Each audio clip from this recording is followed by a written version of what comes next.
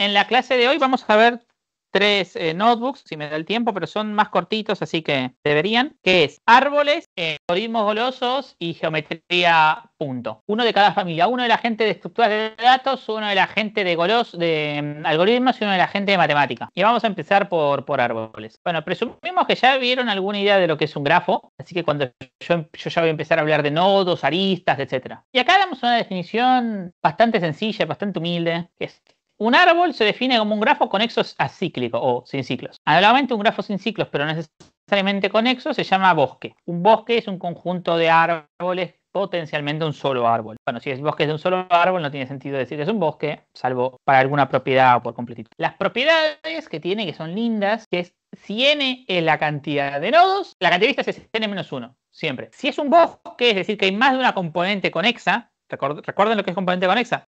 Sí. Subgrafo conexo maximal. Si hay más de una componente conexa, es decir, es un bosque que tiene varios árboles, la cantidad de aristas es n menos la cantidad de componentes conexas. Como el árbol es una sola componente conexa. Sí, disculpe, alguien está hablando, pero no lo escucho bien. Voy a ver si tengo que... ¿Puedes repetir, por favor? ¿Con componente se refiere a un nodo? No. Con componente, recuerden, esto vamos a repasar. No, si estamos en la transcripción. Con componente nos referimos, recuerden, a que, por ejemplo, si yo tengo un grafo que es, creo que ahí no se ve bien, porque aparte preguntó alguien del virtual, así que puede tratar de que se vea bien la cámara. Si yo tengo un grafo que es así, tengo tres componentes conexas. Una es esta, la otra es esta y la otra es esta. Porque son subgrafos, es decir, es algo que yo obtengo sacando algunos de los nodos. Acá uno siempre dice subgrafos conexos maximales, pero tendría que aclarar que es solamente cuando decimos sacar nodos. Son grafos conexos maximales, subgrafos conexos maximales, porque yo saco nodos y me quedo con un subgrafo. Que puede ser este, que puede ser este, que puede ser este. Y me quedo con todas las aristas de subgrafo, por eso, porque es maximal. Puedo llegar a todos, porque es conexo. Y si yo le agregase cualquier otro nodo, cualquier otra cosa del grafo, o sea, tomase cualquier otro subgrafo que lo contenga, ya no sería conexo. Por ejemplo, si yo quisiera tomar este subgrafo, no podría, porque acá no es conexo. Esa es la idea de componente conexo. Es un subgrafo, es decir, que yo lo obtengo sacando nodos y aristas del grafo original. Conexo, es decir, que puede llegar a todos los nodos, de todos los nodos a todos los demás. Máxima que cualquier otro subgrafo que contenga a este ya no va a ser conexo. Que no hay nada que yo le pueda agregar para hacerlo conexo. Esa es básicamente la idea de componente conexa en grafo. Partiendo de esta idea, y supongamos que borro esto, yo acá tengo, si cada componente conexa es un árbol, yo tengo un bosque. Un bosque con tres componentes conexas. Entonces, como pueden ver en este caso, la cantidad de aristas va a ser igual a la cantidad de nodos menos la cantidad de componentes conexas. Las aristas son 1, 2, 3, 4, 5, 6. Y los nodos son 1, 2, 3, 4, 5, 6, 7, 8, 9. Hay 9 nodos, 6 aristas y 3 componentes conexas. Esto se deduce de que cada componente conexa tiene n sub i nodos y n sub i menos 1 aristas. Si sumo todo, es la suma de los ni, que me da n, menos la cantidad de componentes por 1. Es decir, menos la cantidad de componentes. ¿Se entendió mejor, Abigail? Sí, ahí lo que puedo ver es poquito, pero bueno. Disculpa que el pizarrón no se ve tan perfectamente. Se ve mejor que en el otro laboratorio, eso sí. ¿Mejor que en el otro? Ah, qué bueno. Definitivo. Lo voy a tener en cuenta. Bueno, acá les voy a crear un ejercicio, que es crear una función que da de un grafo representado como lista de adyacencia, determine si el mismo es un árbol. Esto es un ejercicio que queda para ustedes. ¿Sí? No, de cualquier grado, no es relevante si son binarios o no. De hecho, fíjate que un árbol binario es jerarquizado y nosotros la definición original que dimos ni siquiera incluimos la jerarquía. Ahora vamos a hablar de árboles jerarquizados. Cuando se habla de árbol binario se deduce una jerarquía, o se presume una jerarquía, porque habla de que cada nodo tiene dos hijos. Pero en la definición que vimos recién de árbol no está el concepto de hijo, porque no hay una raíz necesariamente. Puedo elegir enraizar en cualquiera. Y acá esto lo que nos da es justamente un árbol enraizado o jerarquizado. Que es que cada nodo, que es elijo un nodo arbitrario como la raíz del árbol. Y eso va a establecer una estructura jerárquica en función a la distancia de la raíz. Es cada nodo salvo la propia raíz va a tener un único vecino más cercano que era la raíz. Diríamos que ese nodo es su padre. El padre de un nodo de sus vecinos es el que es más cercano a la raíz. A su vez diremos que un nodo es un ancestro U, es ancestro de un nodo B, si es su padre o si es ancestro de su padre. Es decir, si está en el camino que conecta a B con la raíz. La profundidad de un nodo es la distancia de la raíz. Por convención podemos pensar que la raíz tiene profundidad 0 o profundidad 1 según convenga la convención. Claro, porque en general esto lo vamos a pensar con diferencias en la profundidad. Así que vamos a pensar que es un simple potencial. Pero si no, según el contexto, tiene sentido decir que la raíz tiene profundidad 0 o profundidad 1. Si vos querés que la profundidad represente la distancia de la raíz, es que la raíz tenga profundidad 0. Pero si vos quisieras, por ejemplo, la cantidad de nodos en un camino desde la raíz, que empieza la raíz, incluye este nodo, y llega hasta este nodo, es la raíz tiene profundidad 1, porque se incluye a sí misma. Y en un contexto u otro va a tener sentido una o la otra acepción. Suele ser bastante indiferente cuál de las dos opciones usemos. Para la altura de un árbol es la mayor profundidad de sus nodos, es decir, la máxima distancia de algún nodo del árbol a la raíz. Sí. Y dado un nodo B, su subárbol son todos los nodos U tales que B es ancestro de U. Generalmente incluye a B, pero en algunos casos es interesante.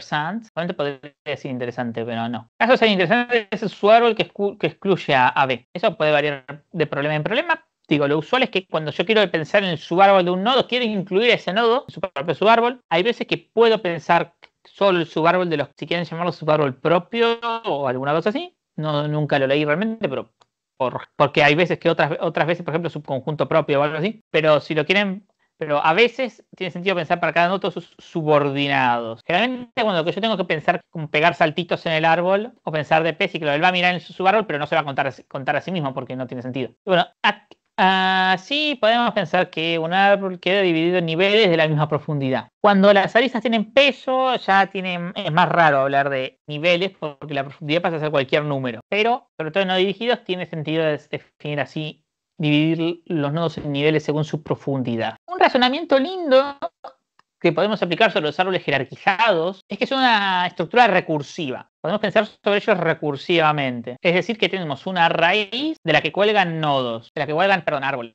Tenemos una raíz de la que cuelgan subárboles, o de la que cuelgan árboles. Que esos a su vez tendrán su raíz, podemos decir la raíz de un subárbol, tendrán su raíz de la que colgarán árboles, salvo que sea una hoja, será solo un nodo. Lamentablemente, esto es importante, Python tiene limitaciones a la recursión más fuertes que C++, así que aunque esta está buena para razonar, vamos a estar más limitados a la hora de realizar implementaciones recursivas. Sé que se puede modificar, pero es un comando más complicado y no he logrado hacerlo andar. Y en cambio C++ nativamente no tiene ningún problema con la recursión, permite recursiones extremadamente profundas, al menos tan profundas como podemos estar en competitiva. Perdón, ayer me dormí tarde. Igual no se preocupen que los algoritmos, que la recursión es una abstracción. Entonces, toda idea que nosotros pudiéramos implementar recursivamente, quizás con más complicaciones, pero la podemos implementar iterativamente. Piensen que la computadora solo es iterativa, no existe la recursión a nivel físico. Las cosas iteran. Les decía, esta idea de que una versión tal que solo se procese una vez que sea. Algo copado, que los árboles nos van a permitir razonamientos parecidos a la programación dinámica.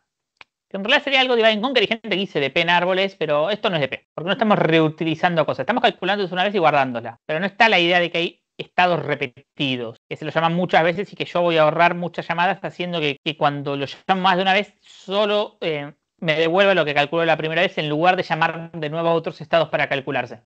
Para implementarlo iterativamente, yo lo que puedo hacer, por ejemplo, es ordenarlos por distancia a la raíz, ordenarlos por profundidad, que lo puedo hacer con un BFS.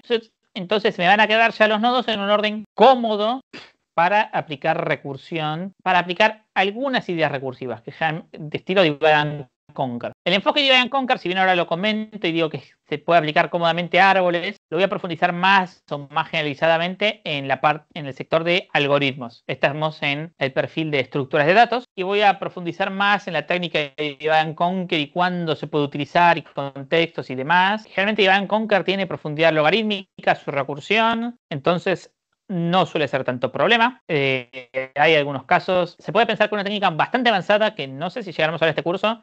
En versiones anteriores lo llegaba a comentar, pero no lo llegaban a profundizar y quizás no se justifica ver tanto contenido cuando no se llega a profundizarlo. Es Centroid Decomposition, que es aplicar divide and conquer a árboles, pero a preguntas más estructurales del árbol, o sea, no estructurales, más con random access en el árbol. Y se pueden resolver con divide and conquer. Pero bueno, eso es un tema más avanzado, así que cómo encuadrarlo en las técnicas que estamos empezando a ver no es lo más crítico. Les decía, vamos a ver una primera función que nos va a ser muy útil en Python. Cada vez es más notorio que uno gusta de usar funciones recursivas, así que les puedo ir recomendando que pasen a C++ cuando quieran, porque C++ tiene muchas cosas cómodas, tiene sets, tiene maps, tiene O sea, dicts y sets están en Python, pero no están ordenados. En cambio, en C++ sí, tiene una forma más como usar la priority queue, la cola de prioridad. Descubrí que en Python hay una batería de funciones, un módulo para utilizar un array como cola de prioridad, pero es impráctico. Y en general es mucho más práctico para cosas de programación competitiva C++. Python... Yo te quería preguntar, ¿los árboles, las priority queue, se manejan igual en C++ que en Java? ¿O la complejidad es menor en C++? ¿Qué árboles dijiste? Los diccionarios. ¿Puedes repetir la pregunta? Y todas las colecciones en general. Colecciones en general es más prácticos, con complejidad menor. Colecciones en creo que... O sea, si voy a decir colecciones, como puede ser set, map, set, map y priority queue, deberían ser similares. De hecho, hay una relación 1 a 1, hay una biyección entre ambos, porque el map de C++ es el tree map de Java, el set de C++ es el tree set de Java, el unordered map de C++ es el hash map de Java. Bueno, el unordered set es el hash set. Y priority queue no he visto en Java, pero debería llamarse similar en ambos. O quizás en Java se llama heap, porque implementativa internamente es un montículo. Los nombres en Java están pensados por cómo es internamente la estructura, al menos en estos ejemplos que te estoy diciendo, y los nombres de C++ están pensados únicamente en su funcionalidad. O sea, es un map o es un set, es un conjunto, o sea, representa un mapeo, representa un conjunto, y sé que tiene una batería de propiedades, pero en el nombre no aclaro internamente qué estructura es. Yo sé simplemente lo que me ofrece para el exterior. En cambio, el nombre en Java da más detalles sobre que uno esté implementado con árbol binario de búsqueda autobalanceado, o sea, con un árbol. Pero la única forma de implementar estas estructuras eficientemente con un árbol es un árbol binario de búsqueda autobalanceado. Por ejemplo, un red black tree, que creo que es lo que usan las estructuras estas. Sí, autobalanceado es que el árbol puede mantenerse balanceado cuando realizas queries y updates. Cuando realizas inserciones y borrados. Los updates no son tan relevantes. Claro, es que cada vez que vos haces una inserción o que borrás, puede acomodar eficientemente la estructura del árbol para seguir estando balanceado. No, para que insertar sea eficiente y mantenga altura logarítmica, que es la idea de estar el objetivo del balanceo. El balanceo no se define como altura logarítmica, se define como que para cada nodo la diferencia entre la profundidad del hijo izquierdo y la profundidad del hijo derecho es a lo sumo 1. Esa es la definición de balanceo. No, todo nodo. Buenas. ¿Cuánto tiempo? Creo que ¿estuviste la clase pasada? Por eso, ¿cuánto tiempo? Bienvenido. No estoy seguro si lo implica universalmente, pero sí, lo que te digo es que la idea de balanceo, la definición que conozco yo es que para cada nodo, no solo para la raíz, para cada nodo la diferencia entre la profundidad de sus dos hijos, considerando que si alguno no está tiene profundidad 0, sea lo mucho 1. Esa es la idea de balanceo y una definición completamente distinta que hay que ver si se implican mutuamente. Está claro que algo que vos describís, que un árbol binario completo obviamente es balanceado, y si yo elimino cualquier hoja de un árbol binario completo también va a ser balanceado, va a seguir balanceado. O sea, si yo elimino cualquier subconjunto de las hojas del último nivel, va a seguir balanceado. Hay que ver las implicancias que tenga esto, o sea, si esto es equivalente o si puedes debilitarse y seguir balanceado bajo la definición que dije yo. Pero lo que te garantiza que sea balanceado es que la altura es logarítmica. La prueba puede ser un poco tricky. Creo que si lo pensás no con la profundidad, sino con el tamaño del subárbol, claro, es mucho más fácil ver que eso te fuerza a ser balanceado. Porque cada vez que te metes un subárbol, tu tamaño se reduce a la mitad. Creo que a nivel de razonamiento va a funcionar muy, muy similarmente si usás profundidad o si usás tamaño de los subárboles para medir el balanceo. La idea es que esto te va a garantizar la altura logarítmica y que todas las operaciones van a volar. O al menos van a ser eficientes. No son estructuras que particularmente vuelen porque están implementadas y porque tienen mucha dispersión en memoria. Pero eso es un detalle implementativo interno del set y el map de C++. Muy posiblemente el de Java tenga los de Java tengan las mismas deficiencias, pero no he profundizado, así que no lo sé. Pero colecciones y todo en Java debería ser similar, tanto la performance como la comodidad de uso, que es lo que preguntaba Abigail en principio. Perdón. Bueno, acá tenemos un primer ejemplo de una función que ordena nodos. Recibe la raíz, recibe la lista de adyacencia, que es list_in, y devuelve, bueno, ya que estaba, devolvía un orden en el que yo puedo recorrer para que siempre recorra un nivel antes de recorrer el siguiente, y las distancias desde cada nodo a la raíz, las profundidades de cada nodo. Y a ver, esto es dos grafos, grafo A, grafo B. El grafo A es... El grafo, bueno, sí, está bien. El grafo A es este y el grafo B es este. Y vamos a aplicarle, bueno, altura.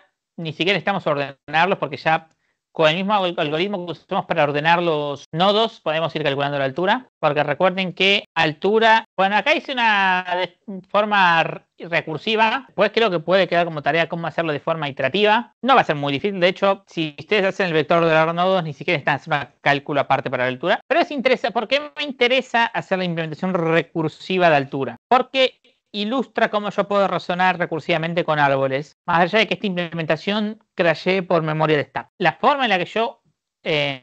gracias, qué calidad, una belleza. La forma en la que yo puedo razonar recursivamente es esta.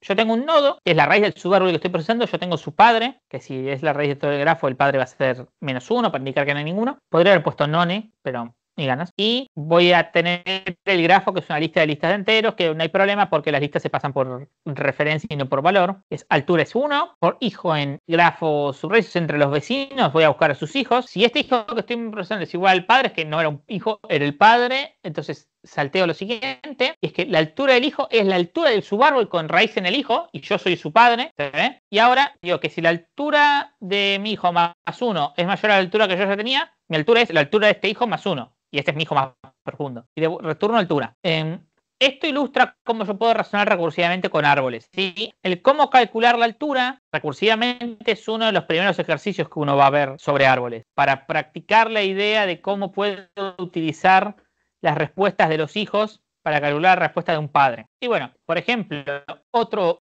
ejemplo. Matching. Matching en grafos generales es un problema bastante difícil. Hay una solución que es n cubo, si no estoy deleando, o n cuadrado n cuadrado m, algo así, muy costosa, que se llama el algoritmo de Blossom, que resuelve matching en grafo general. Hay una solución con flujo que debería quedar m raíz de n, si no me equivoco, usando Dinic, para resolverlo en el caso de grafos bipartitos, que los comentamos la clase pasada.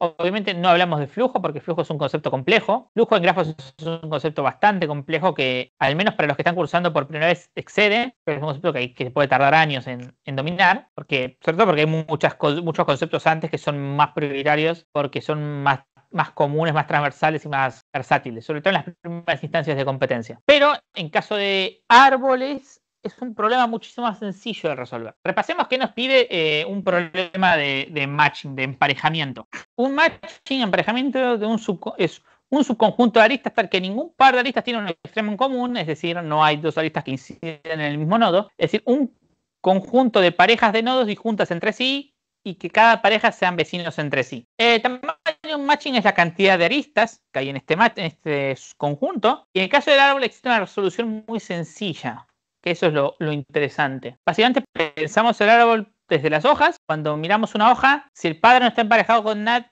si la hoja no está emparejada con nadie, el padre no está emparejado con nadie, emparejamos a la hoja con el padre, y bueno, sacamos ambos del grafo, sacamos a la hoja del grafo cuando la procesamos, y si el padre ya está emparejado, la hoja se jode, queda fuera de cualquier match. Y esa es una solución muy sencilla, pero muy efectiva. Y eso nos va a dar un matching máximo justamente con un razonamiento goloso. O sea, los perfiles, como uno puede ver, se relacionan entre sí, interactúan. Quizás árboles específicamente es muy cercano a la parte de algoritmos, porque hay muchas ideas golosas, pero por otro lado, los árboles son algo común a muchas estructuras de datos, así que alguien que quiera saber estructuras de datos necesita tener la idea de lo que es un árbol, porque muchísimas estructuras, como árboles de segmentos, árboles de Fenwick, trie, búsqueda, heap, etcétera, por dentro son árboles o se piensan como árboles, se razona como que son árboles. Así que hay que tener todos estos conceptos presentes. Más allá de que los algoritmos puntuales sobre árboles muchas veces son más propios de alguien de algoritmos, porque básicamente se prestan muy fácilmente a aplicar técnicas como Greedy y Divide and Conquer. Divide and Conquer todavía no hay notebook sobre eso, Greedy ya lo hay, y también agregué anoche, en parte por eso me acosté tarde, la actividad de 2 punteros. El tamaño de un matching es la cantidad de aristas que utiliza, bla, bla, bla. ¿Y cuál sería la idea? Bueno, yo tengo este nodo, tengo esto, tengo esto, tengo esto, tengo esto, tengo esto, tengo esto, tengo esto, tengo esto, tengo esto, y tengo esto, supongamos. ¿Cómo puedo encontrar un matching máximo en esto? Bueno, por ejemplo, tengo esta hoja, empiezo a hacer así, porque su padre ni él están emparejados. Ya usé la hoja, ya usé el padre. Este padre va a esta hoja, esta hoja se empareja. Ahora ya usé esta. Y usé esto. Vuelvo acá. Este ya no está emparejado con nadie. Se jode. Vuelvo acá. Va acá. Este no está emparejado. Va acá. Este no está emparejado con nadie. Se empareja con el padre. Se usa. Va acá. Va acá, va acá, va acá. Este no está emparejado con nadie y se emparejan entre sí. Y este ahora es una hoja y ya el padre, lo que va a hacer en realidad es que el padre, una vez que procesó todas las hojas, pero es lo mismo, cualquiera de estos se empareja con el padre. Este fue el primero, así que lo digo es que este se empareja con el padre. Y este quedó solo. No importa si es izquierda o derecha. A eso da lo mismo. O sea, con cualquier hoja que se quede, que se empareje con el padre, da lo mismo. Porque en el momento que vos tenés que las hojas están sin emparejar, o sea que su árbol tiene un matching óptimo donde esa hoja no se empareja, esa raíz no se empareja con nadie, son todas indistintas de cara a emparejarse con la raíz. Sí. No con el todo, con el padre inmediato, como turno. El padre tuyo, no turno. El padre o sea, este nodo procesó todo su árbol y concluyó que no se tiene que emparejar. Entonces se intenta emparejar con el padre. Sí. O sea, porque ahora que ya descarté todo su árbol, esto se convirtió en una hoja. Cuando lo proceso lo pienso como que lo descarto muchas veces. No importa, quedaría solito. Y fíjate que, bueno, acá justo como lo dice, no quedaron nodos, quedó un solo nodo solito, pero... Si ahí tuviera 2 hijos, como esa pareja... ¿Quién tuviera 2 hijos? ¿Este? No, pero si yo tuviera acá otro hijo, este no se podría emparejar con... Si estos dos ya se emparejan, porque pongamos que este aleatoriamente lo procesó primero, y este ya no le queda con nadie con quien emparejarse, queda solo. Porque los matching deben ser vecinos. Son nodos que son vecinos entre sí los que forman parte de un matching. No, en tu proceso razonás como que el tipo ya no existe. En tu representación en memoria del árbol, sí. No te vas a poner a borrar las cosas en memoria, ¿no? Es mucho más eficiente casi siempre simplemente que el algoritmo los ignore, porque acá, o sea, todo el razonamiento sigue porque ahora consideras que cada uno cuando lo mirás, cuando terminas de procesar a los subhijos, ahora ellos ya no existen, a los subhijos, a los hijos, subárboles, esos ya no existen y ahora yo soy una hoja. Pero es una cuestión a nivel de razonamiento. No importa cómo estás representando en memoria, porque no hablo sobre cómo estás representando el árbol en la memoria, sino sobre cómo estás pensando el árbol, qué rol pensás que ocupan los nodos, ¿sí? Y eso da lugar a una función de matching que es relativamente simple. Los ordeno para cada uno de su pareja y este nodo en orden por vecino en árbol nodo. O sea, los vecinos, si distancia al vecino es mayor distancia del nodo y la pareja del vecino. Bueno, acá hago que cada nodo mira hacia sus hijos, trata de emparejarse con sus hijos. Y su pareja es -1, mi pareja es él, su pareja soy yo, agrego esto al matching y rompo. Ya no me quiero emparejar con más nadie. Y esto genera el matching. O sea, de cada padre mira a sus hijos en lugar de que el hijo mira al padre. Es lo mismo. Nodo padre. Sí, no siempre son hojas. Sí, acá nos está dando las parejas del matching. Que no tal que acá yo te puedo preguntar el matching en un grafo sin jerarquizar.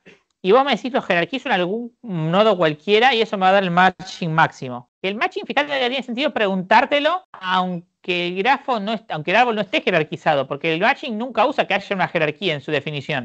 No, jerarquizar es enraizarlo. Jerarquizar es cuando vos elegís un nodo y lo volvés la raíz y eso establece una jerarquía. Es lo que dijimos recién, de que dicen niveles según su distancia a la raíz. Es decir, la profundidad del nodo. Que recordad que la altura del árbol era la profundidad del nodo más profundo, que va a ser siempre una hoja, lógicamente. ¿No hay qué? ¿Están pudiendo chusmear los notebooks y eso o están muy atareados con los parciales? 50-50. Bien, igual bien, cualquier práctica es mejor que nada. No, pero te respondo, le respondí recién a Abigail que dijo 50-50 la pregunta que hice antes. Es que no, la tabla aditiva es una estructura que te permite esas consultas específicamente, tiene ese uso y lo que puede pasar es que eso te aparezca como subproblema múltiples veces. Si ahí Román comenta que también está mucho con los parciales. Claro, porque pensá que yo le puedo dar el vector con 100.000 elementos y después hacer 100.000 o 1.000.000 de consultas. Y cada consulta es una en la tabla aditiva. Si yo te lo hago, si vos tuvieras que calcular esa suma para cada consulta, tardaría muchísimo más.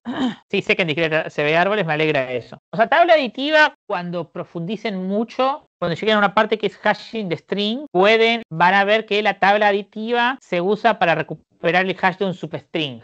El hash polinómico de un substring. Me doy cuenta que eso es algo que va claramente en estructuras de datos, pero necesita aritmética modular, que es la idea de algo de matemática. Bueno, se hace lo que se puede. O sea, a veces uno tiene que asumir que hay ciertos temas que, bueno, los vemos por arriba y sabemos que tienen esta función, aunque no profundicemos en eso. Porque como ven, los temas empiezan las divisiones son ligeramente arbitrarias y los temas se interrelacionan entre sí. Así alguien que sea...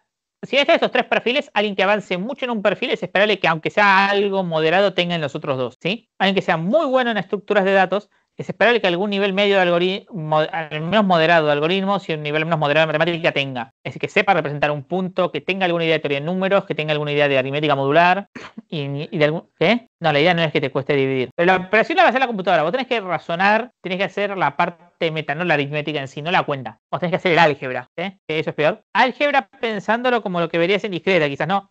O sea, no va a haber tanto álgebra lineal, que lo que se ven haga álgebra y geometría analítica se llama álgebra lineal, que es un área del álgebra. Que bueno, explota que la linealidad es preciosa y está llena de beneficios. Ese es otro ejemplo de álgebra. No, álgebra es simplemente la idea de hacer las cuentas en abstracto O sea, cuando vos haces las cuentas sin pensar en los valores concretos de los números y manejaslo. No, porque puede ser sobre reales. Cuando vos haces ecuaciones con polinomios, por ejemplo, cuando vos buscas la raíz de un polinomio, estás haciendo álgebra. Pero lo esencial es que estás trabajando con abstracciones. Cuando vos efectivamente haces las cuentas, cuando vos haces operaciones, las llevas a cabo y ves lo que te da y demás, estás haciendo aritmética. Y la aritmética es una parte chiquita de la matemática. Una parte que es muy fácil para las computadoras. Es la parte que hacen las computadoras esencialmente. Y en menor medida, o sea, pueden automatizar otras partes, pero todo se basa en que su poder aritmético es brutal. Bueno, y acá obviamente les quedan ejercicios y ya terminamos con árboles porque... Y acá un breve comentario sobre árboles binarios, pero que no tienen ejercicio porque no encontré y porque aparte se va a profundizar más. O sea, quiero dejar este concepto para que lo lean y lo chusmen y después lo tengan metabolizado para otros notebooks, donde se van a ver estructuras que son árboles binarios, como un árbol de segmentos, como un árbol de Fenwick, aunque... Ya que ven árboles de segmentos, ver árbol de Fenwick es un poco redundante, como un heap, que también si ya ven árboles de segmentos es un poco redundante. Eso quiere decir que no van a estar o que los voy a hacer dentro de mucho tiempo. Pero mínimo árbol de segmentos, es así la vida. Bueno, si quieren, les comento, los ejercicios que les queda también es dar un árbol jerarquizado, dar para cada nodo la altura del subárbol con raíz en ese nodo. Si ustedes se dan cuenta, con la idea recursiva que vimos antes, es darle una vuelta de tuerca más y dar un árbol jerarquizado para cada nodo el tamaño del máximo del subárbol que tiene raíz en ese nodo. Y eso es todo. ¿Por qué específicamente verde? Ok. No, disculpa, no traigo muchos viromes.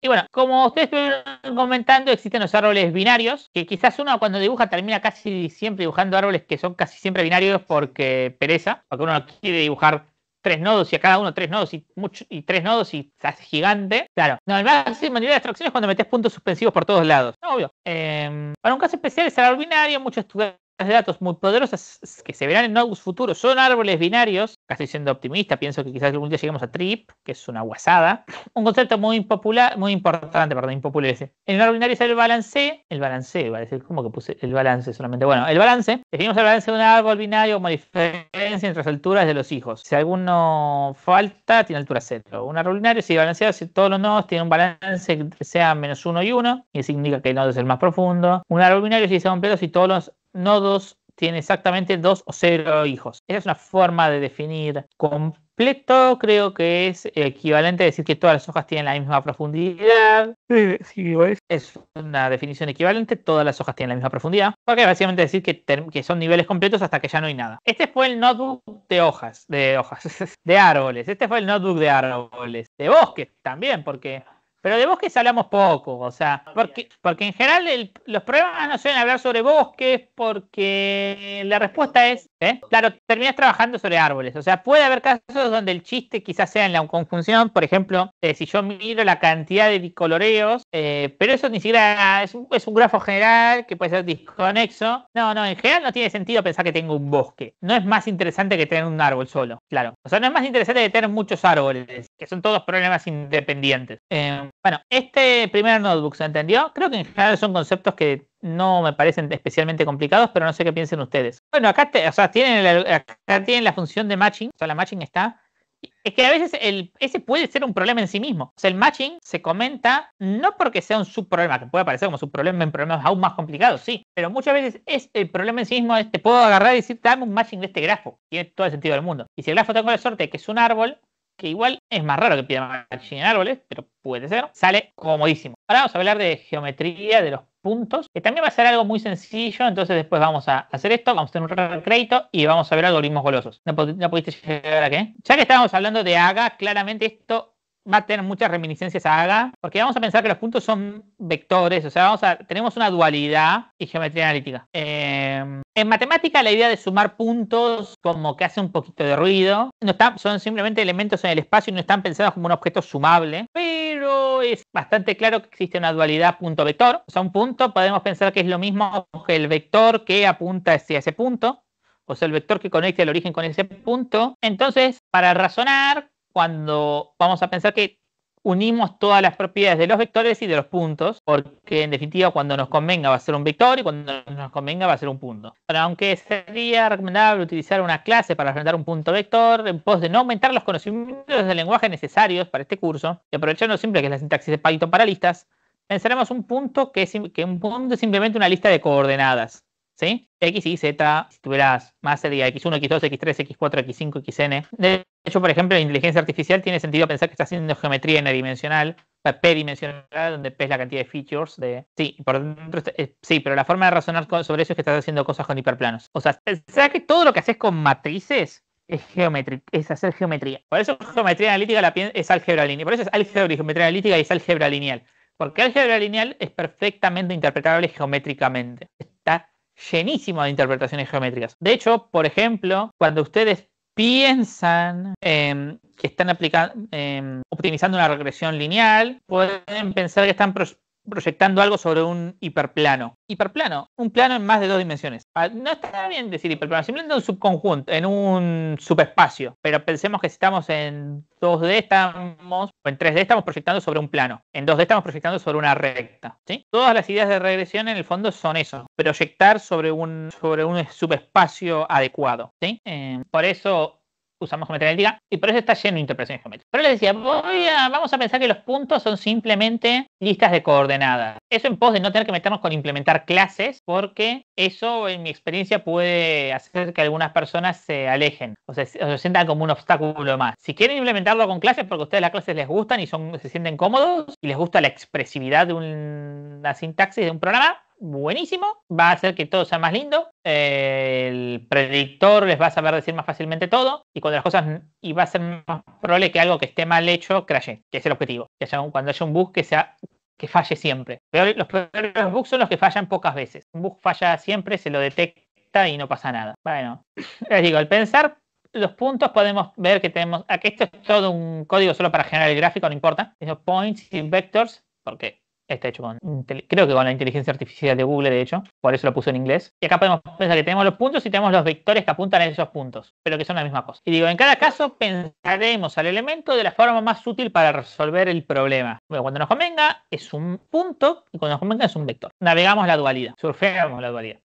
El módulo de un vector, distancia euclidia del punto asociado al origen, les dijimos euclidia. Digo distancia euclidia porque como estoy usando la norma 2, porque como no me puse a hacer teoría de la norma, hablar de teoría de normas y dar una definición genérica de norma, hablo de norma 2, del módulo en norma 2, es decir, del módulo euclidio, distancia euclidia al origen. Es la distancia euclidia de ese punto al origen. Es la raíz de la suma de los cuadrados de las coordenadas. Por ejemplo, en 2D y 3D queda con la siguiente pinta. Qué bonito. ¿Cómo se ve esto? Fácilmente nos lleva a tener a números irracionales. Por ese motivo, si es necesario comparar módulos de distintos vectores, hay dos alternativas. Trabajar con reales y comparaciones de números reales. Esto se desarrollará más adelante en otro notebook. Es delicadísimo. Es bastante delicado porque hacer comparaciones entre números reales, sobre todo cuando pueden estar arbitrariamente cerca, y la otra es utilizar el cuadrado de la norma. Es decir, no tomar la raíz cuadrada. Como la raíz cuadrada de los números positivos es una función monótona, es decir, cuanto más grande sea un número, más grande es su raíz cuadrada, entonces yo, si quiero comparar por menor, mayor o igual, puedo sacar la raíz cuadrada, puedo ignorar la raíz cuadrada y quedarme con los argumentos. Y se comparan igual. Y eso está muy bueno. Y eso está muy bueno porque me permite hacer comparaciones que si las coordenadas de los puntos son números enteros, que muchas veces va a pasar porque muchas veces, por ejemplo, los números son parte del input y nos dan puntos en coordenadas enteras, todo va a permanecer en números enteros. Entonces acá podemos definir las funciones norma 2 y norma que reciben un punto y le calculan su norma cuadrada o su norma. Es bueno, la suma de los cuadrados de las coordenadas o la norma 2 de p elevada a la 0.5. Es lo mismo que tomar la forma de Python de tomar raíz cuadrada. Cómoda, simpática. Y lógicamente la distancia entre dos puntos no es más que bueno, si lo pensamos como un vector, si pensamos la distancia como un vector, es la diferencia coordenada a coordenada. Y si lo pensamos, la diferencia, decimos la distancia como escalar, es la norma de la diferencia. La diferencia la calculamos acá, restando puntos. Y acá hacemos la norma 2 y la norma o la norma cuadrado de la resta de los puntos. O sea, yo resto los dos puntos, tomo norma cuadrado o tomo norma. Si quiero hacer la distancia simplemente tomo norma y me da la distancia de esos dos puntos, la distancia euclídea de los puntos. ¿Qué te pedía el FDelta? Sí, de hecho, literalmente es el problema que les dejo para que practiquen. Tomando referencias a las implementaciones anteriores, hagan la suma de puntos y el producto de un punto por un escalar escalar, debería salirles. O sea, vean cómo es la resta de puntos, cómo harían la suma o cómo harían tomar un punto y multiplicarlo por un escalar. Y lo siguiente es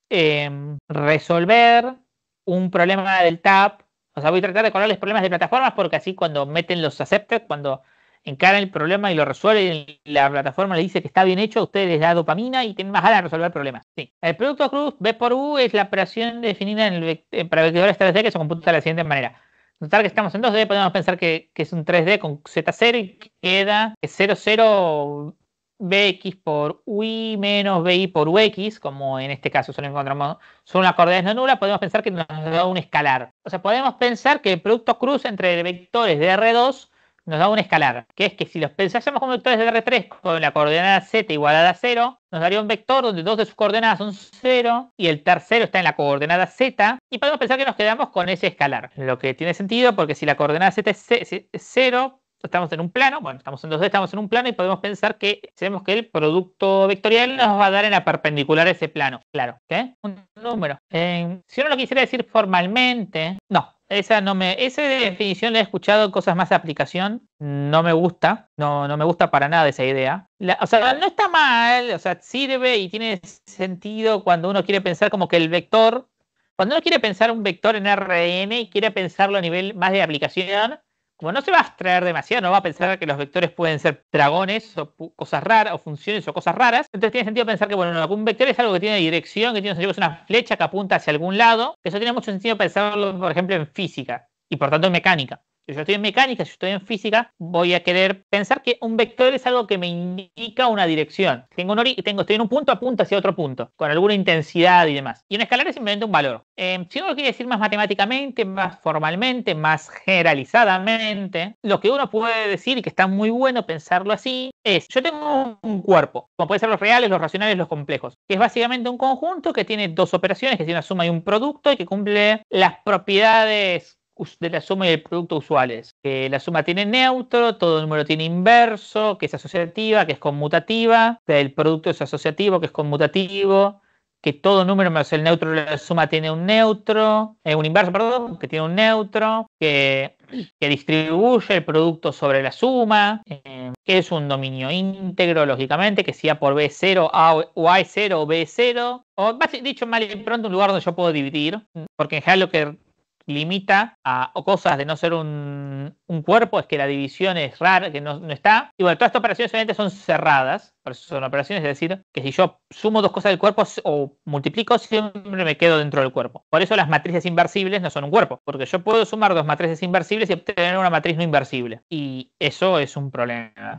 Entonces yo, asociada a un cuerpo, puedo definir un espacio vectorial, donde los elementos del cuerpo van a llamarse escalares y los elementos del espacio vectorial van a llamarse vectores. Y esto satisface una serie de propiedades, que es lo que ya vieron en AGA. Que los vectores se pueden sumar, que la suma conmuta, que hay un neutro, que tiene neutro, que tiene todo elemento tiene inverso, aditivo, que el producto por escalar distribuye sobre la suma vectorial, que también sobre la suma escalar, que el producto escalar asocia con el producto escalar por vectorial, ¿qué más? Y no creo que esas eran todas las... Bueno, para hacer espacio vectorial, además que el neutro pertenece al espacio, lógicamente, o sea que la operación tiene un neutro. Y no me acuerdo si hay alguna propiedad más, pero creo que esas eran todas las propiedades de espacios vectoriales. No, eso no tiene nada que ver. Esa es la base de un espacio, pero no tiene nada que ver. De hecho, en matemática más abstracta, ni siquiera todos los espacios tienen base. Es una cosa medio flashera. Cuando pensamos en dimensiones infinitas y no tenemos el axioma de elección, puede haber espacios vectoriales sin base. Eso si quieren googlear, busquen axioma de elección.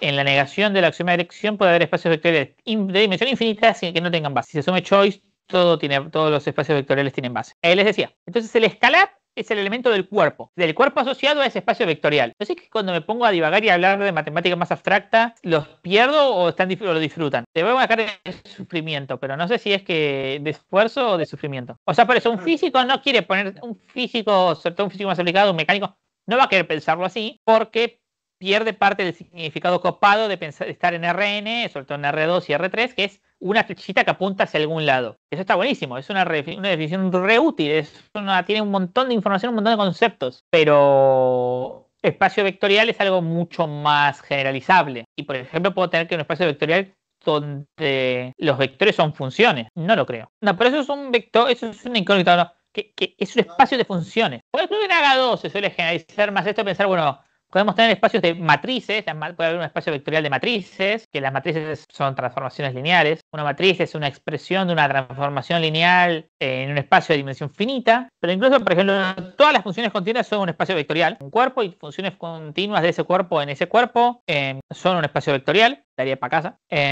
Y bueno, esto divagué un poco para hacer tiempo, porque quizás así no nos quedamos tan cortos. Un poco porque me divierte comentar estos temas. No sé si espero que a ustedes les divierta escucharlos. Y el producto escalar el producto vectorial el producto cruz, tiene un montón de propiedades lindas que nos van a servir. Por ejemplo, el teorema del seno, que nos dice, pero creo que en geometría le decían teorema del seno a otra cosa. Pero para mí, el teorema del seno es el teorema del seno con el producto vectorial, que es que el seno del ángulo que va de U hasta B es la norma del producto vectorial dividido el producto de las normas. Pero acá podría decir que es el módulo del seno, porque en este caso estoy asumiendo un sentido, pero justo si estoy en R2 puedo definir un seno así, ¿listo? Y si estoy en R2 puedo pensar que le miro el signo a la cosa al K y listo. La orientación, si bien tiene sentido pensar esto, en R3 lo más usual es interpretarlo en R2, porque en R3 es medio un barro, porque estoy en un plano rotado. Pensar el producto vectorial nos da un escalar, B por U igual K. El signo de K nos da información sobre el ángulo. K es 0, eso quiere decir que están alineados, es decir, son ángulos o 0 o 180, ¿okay? Colineales. Todo par de puntos es coplanar. Todo par de vectores sería coplanar, que están en el mismo plano. A veces yo doy 3 vectores, pueden no ser coplanares. ¿Okay? O sea, cuando te doy un vector, cuando te doy 2 vectores, pienso que también estoy incluyendo al 0. Si te doy 3 puntos cualquiera, siempre son coplanares, porque 3 puntos definen un plano. 3 puntos no alineados. Alineado y colineal es lo mismo. Y bueno, 2 puntos siempre están alineados. Pero acá quiero pensar, acá lo que uno querría decir es que son o paralelos o antiparalelos, porque están alineados junto al 0. Acá estamos incluyendo al 0 en este concepto de alineados. Por ejemplo, estoy pensando como vectores. K es 0, es decir, el ángulo entre U y B es en ese orden.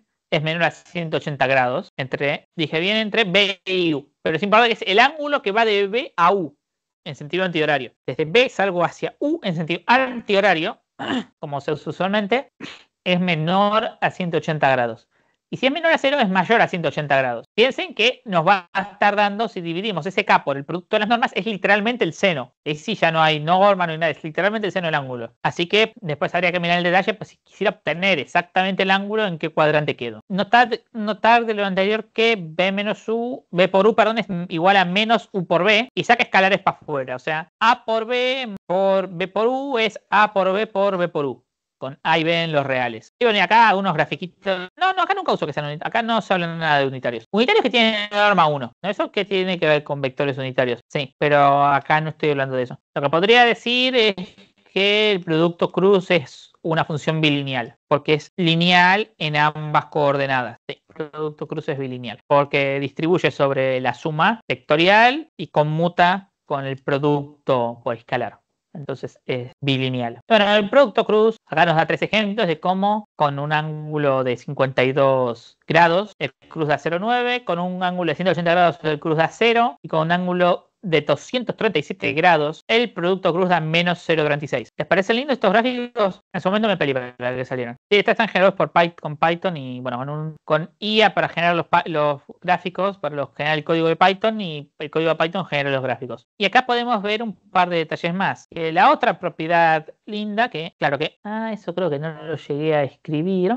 Quizás no llegué a terminar. Yo estoy hablando como si no gustara terminar, quizás. Podría hablar un poco del producto interno, pero igual esto está lindo. Sí, seguramente esto me tuvo que ir antes y me comí el detalle, pero es algo que está bueno tener presente. Quizás no es necesario profundizar demasiado. Que una propiedad copada del producto cruz es que nos da el área del paralelogramo definido por esos dos vectores. Qué raro que no lo haya comentado. Así es, área del paralelogramo. El área de un paralelogramo limitado por los puntos 0, U, B y U más B es igual al módulo de B por U. No me parecía que lo había comentado.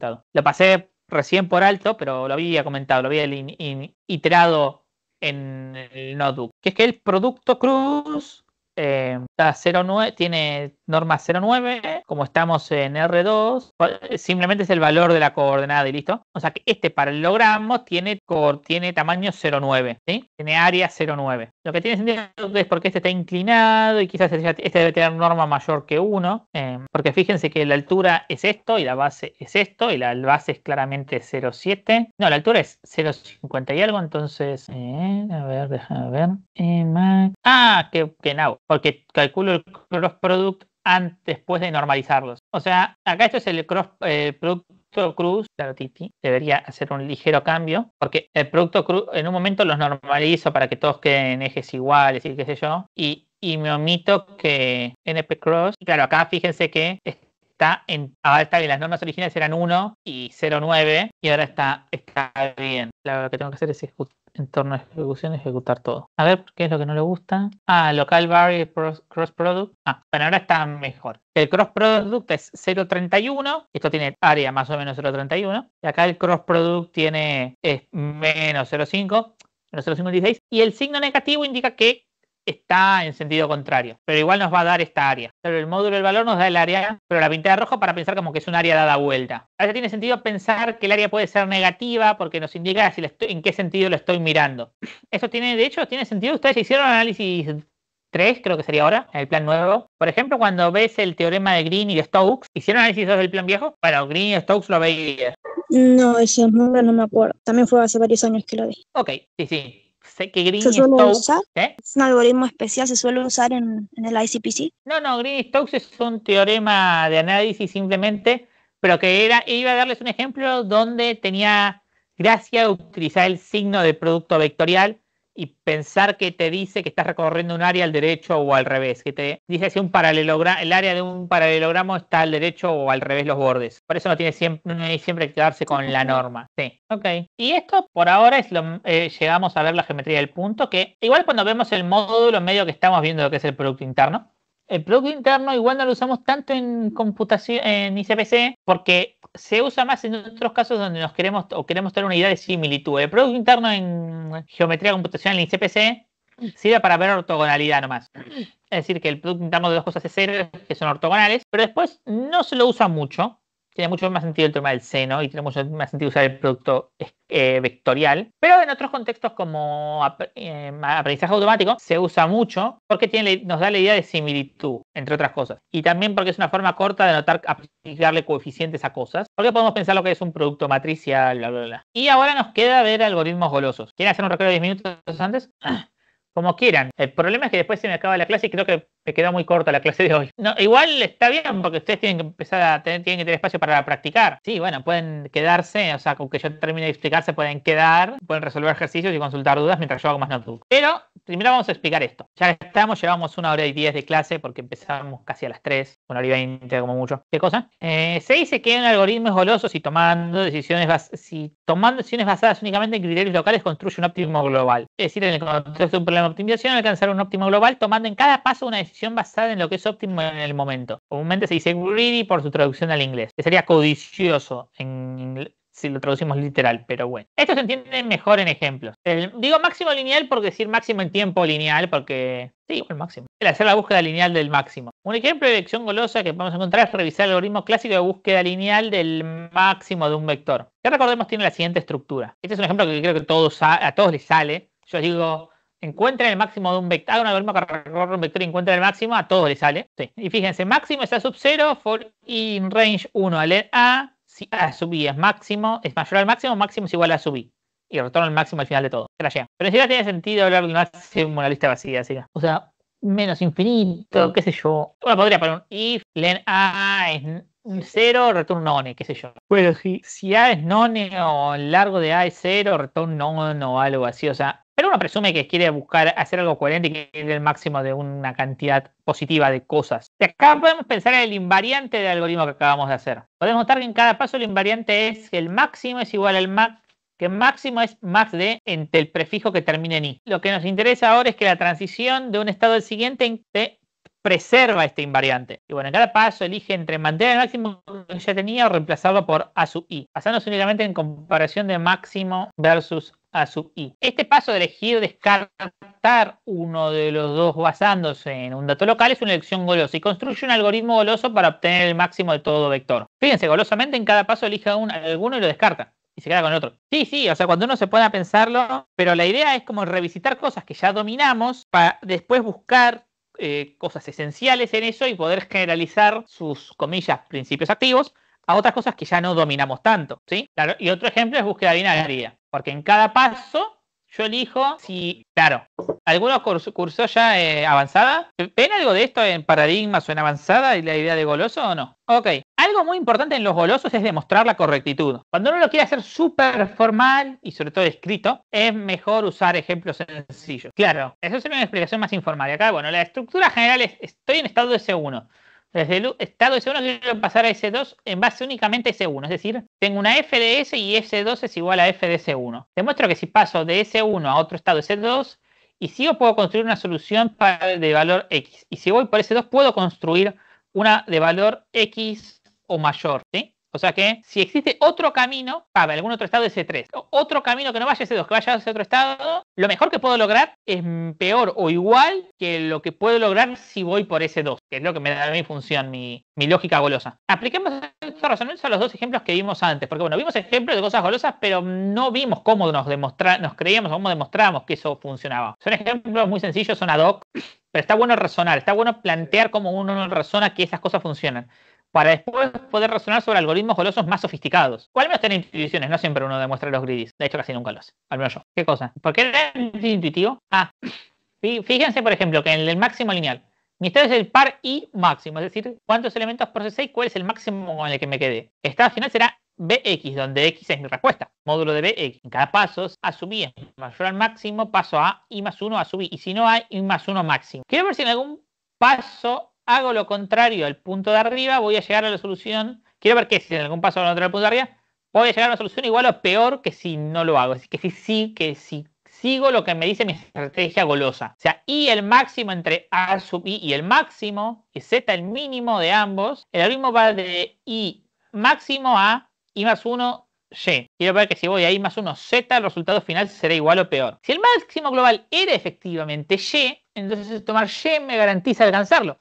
Porque nunca más voy a tomar otro valor. Porque si bien no uso información de más adelante a la hora de resolver qué hacer, sí lo hago a la hora de razonar, a la hora de construir mi estrategia. O sea, no miro datos de esa instancia, pero sí puedo razonar sobre conceptos generales. Lo que quiero decir es que acá sí puedo razonar y decir, bueno, si este es el global, si estuviera en el escenario donde este es el máximo global, ya sé que nunca voy a encontrar otro mayor y voy a llegar a la solución módulo de B, Y. Y gané. Y si existiera una J con J mayor a I tal que AJ es mayor a Y, por invariante no puede haber uno tal que J menor a I, entonces en ambos casos puedo alcanzar el estado módulo de B AJ y no perdí nada por quedarme con Y en vez de con Z. Y de hecho digo, el punto 1, si no vuelve a aparecer otra instancia de este máximo global, haberlo descartado hace que lo pierda definitivamente. Entonces empeoré mi solución. ¿Cómo el qué? Es el pipelining. No. El pipelining es información que la máquina se va mandando para poder tratar de hacer predicciones y optimizar procesos. No, lo que yo quiero ver es que si yo tomé la decisión que me dice mi estrategia golosa, voy a estar mejor o igual que si tomo otra decisión cualquiera. Que cualquier otra posible decisión me deja igual o peor que si tomo la estrategia golosa. La estrategia golosa que yo estoy proponiendo en mi algoritmo goloso para resolver el problema. ¿Qué? El ejercicio A. ¿Cuál? ¿Qué te dice?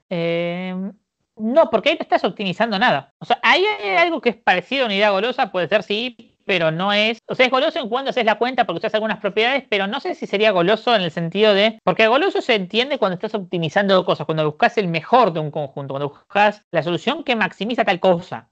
Pero en ese problema no estabas maximizando nada. Sí, bueno, pero si querés ahí tenías una elección golosa de cuándo hacer las cuentas. Eso es una buena observación. No sé si. Usualmente no diría que ese es un algoritmo goloso. Pero si querés. Hay una optimización que consiste en golosamente elegir qué cuentas hacer y qué no. Sí, eso tiene sentido. Y bueno, en búsqueda binaria es un poquito más rebuscado verlo como algo goloso. Pero bueno, es un poco lo que comentaba él. Mi estado es el par LR, es decir, que tengo el rango, el que estoy buscando X. Queremos encontrar un par LR tal que L más 1 igual R y B sub L es menor o igual a X menor a R. Tengo M igual L más R sobre 2 y sé si B sub M es menor o igual a X o no. Entonces quiero ver que tomando la decisión que me dice el algoritmo siempre puedo llegar al par LR buscado. Recordar que asumimos que B menos 1 es menos infinito, B sub módulo de B es infinito. Sí. Pero cuando no se pone el signo se asume positivo. Y digo, si BM es menor a X, entonces pasar el estado BMR, sigo pudiendo alcanzar el estado LR. Ese R minúscula está mal. Y acá sería B. Pasar al estado, ¿qué estoy diciendo? Es MR, ¿no? Y acá sería el estado LM. Pasar el estado MR, sigo pudiendo alcanzar el estado LR. No, claro. Porque los mayúsculas me indican que son los definitivos y los minúsculas que son los actuales, los humildes que estoy recorriendo. Si B sub M era mayor que X y paso al estado LM, aún puedo llegar a LR, a L mayúscula y R mayúscula. Y bueno, eso es todo. Ahora queda ejercicio, porque y acá como esto es más práctico, les doy ejercicios y les doy alguna orientación o pista para encararlos. Por ejemplo, este es... Y claro que sí, dale que no me interesa lo que gane por hora. La diferencia absoluta es el módulo de A menos B. Compare la función minimum absolute difference una íntegra que represente mínimo una absolute difference between any pair of elements. Es decir, ustedes tienen todos los posibles pares de elementos A y B de un vector, distintos obviamente, si no la respuesta es 0 siempre, tienen la mínima posible de esas diferencias absolutas. ¿Sí? Sí, por ejemplo, si el conjunto es 3 menos 7 es 0, es 3, porque es entre 0 y 3. Y acá tienes menos 59, menos 36, menos 13, 1, menos 53, menos 92, menos 2, menos 96, menos 54, 75. Y por ejemplo, en el momento tenés menos 53 y en otro menos 54 y la diferencia entre eso es 1. Acá dice menos 53, menos 54, menos 53, tomando un módulo es 1. Acá ya les estoy empezando a mandar más problemas de jueces para que se entusiasmen encarándolos. Y para resolver, obtener a C en el siguiente problema es SSS, que ahí dice, si se te da un array de enteros, lo que quieres es modificar el array de tal manera que sea creciente. Cada elemento sea al menos tan largo y grande como el anterior. En cada movida puedes aumentar el valor de un elemento en 1. ¿Cuál es la mínima cantidad de movidas requeridas? No, claro. Y bueno, les pido que piensen en el siguiente estado. Es X y costo es. Y es la cantidad de elementos que visitaron. X es el valor que tomó el último elemento, menos infinito si no vieron ninguno. Y costo es el costo total que pagaron hasta ahora y es lo que buscan minimizar. Yo les doy esta pista para, bueno, ustedes razonen sobre ese estado y las transiciones. Y si ustedes tienen ese estado, ¿qué paso goloso les conviene tomar? Básicamente. O sea, ustedes pueden haber visitado 0 elementos, empiezan con 0 menos infinito 0. Y ustedes tienen que elegir a qué estado viajan. Y otro lindo problema de CSS, este problema es muy práctico, que es que hay, bueno, en aplicantes y en departamentos libres, tu tarea es distribuir los apartamentos de tal manera que tantos aplicantes como sea posible obtengan un apartamento. Muy bien. Sí. Básicamente. Sí, básicamente es eso. O sea, tomás un extremo, si la diferencia es menor o igual acá, los emparejás y descartás ambos, y si no, descartás el más extremo de los dos. El vendedor también. Y descartás la oferta. Y bueno, ejercicios un poco más difíciles. Siendo que este tema especial de práctico, creo que es mejor darles más ejercicios y algunos tips para cada uno en vez de teoría.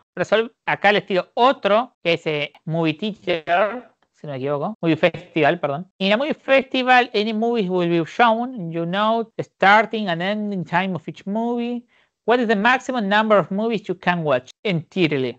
O sea, enteramente. Primero te dan N la cantidad de películas y después te dan los extremos AB de cada película. Que primero te dan N la cantidad de películas y después te dan AB el inicio y fin de cada película. Y yo les doy un tipcito, es que hay que procesar a las películas, que son intervalos, en un orden específico. Es un problema clásico que es lindísimo. Después si pueden Movie Festival 2 o Movie Festival Queries. Movie Festival 2, hacerlo en Python va a ser más molesto, pueden hacerlo en C++.